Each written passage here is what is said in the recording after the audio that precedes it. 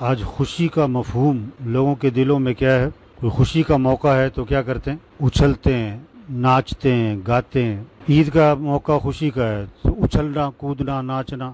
شادی کا موقع خوشی کا ہے تو ڈھول ڈھمکا، ناچ گانا۔ بچہ پیدا ہوتا ہے، خوشی کا موقع ہے تو اکثریت اسی میں لگ جاتی ہے۔ تو 14 اگست کا مفہوم بھی لوگوں کے ذہنوں میں کیا رہ گیا؟ 14 اگست کو کیا کرنا ہے؟ عمومی طور پر ہمارے معاشرے میں 14 اگست کا مفہوم ناچ گانا، deck, motorcycle, one wheeling, silencer نکال دینا، شور شرابہ، لڑکے لڑکیاں بازاروں، سڑکوں پہ، پارکوں میں۔ پھر 14 اگست کیا ہے؟ 14 اگست کو کیا ہوا تھا؟ پاکستان بنا تھا۔ کیسے بنا؟ اس کی بنیادیں کیا تھی؟ کتنے مسلمان شہید ہوئے؟ تو پتا ہے کسی کو؟ یہ نہیں پتا کسی کو کتنے شہید ہوئے۔ یہ پتا ہے کہ 14 اگست کو کیا کرنا ہے؟ 6 لاکھ مسلمان تقریباً، کتنے؟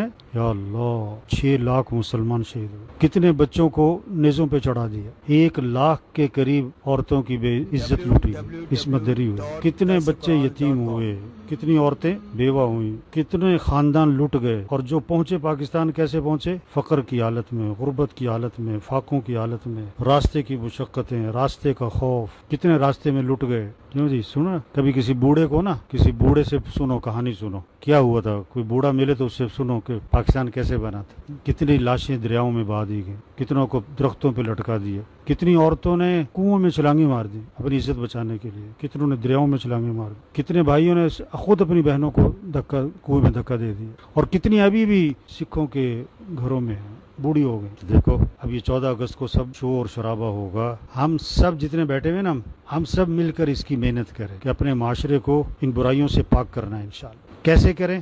اپنی ذات سے شروع کریں۔ ہر ایک اپنی ذات سے فیصلہ کرے کہ مجھے ان برائیوں سے اپنے آپ کو بچانا ہے۔ یہ ہم کر سکتے نہیں کر سکتے؟ اور دوسروں کو سمجھانا